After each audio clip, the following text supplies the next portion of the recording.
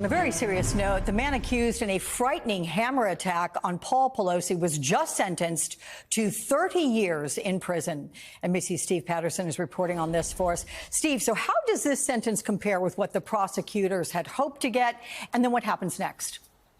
You know, it's a bit of a compromise between what the sentencing guidelines were as set by the probation department, as detailed by the guidelines of the trial, which would have been 25 years.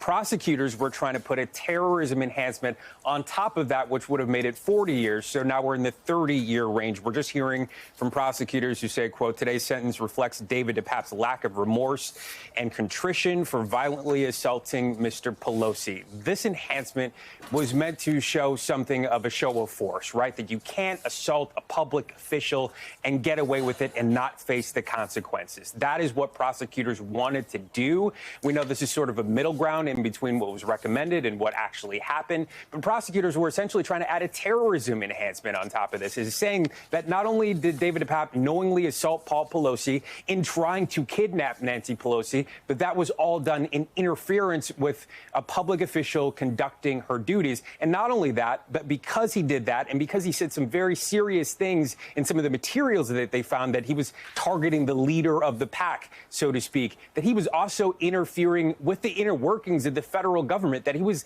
essentially attacking democracy itself. So again, we have this compromise here, but this also runs concurrent. You have to remember this with state charges as well. He's facing 5, which would be life in prison. So he'll do time served. Those charges will run concurrently with this 30-year sentence, but he's going to go to jail away for a long, long time. Yeah, and in fact, potentially for the rest of his life. All right. Thank you so much, Steve Patterson, for the very latest on that breaking news.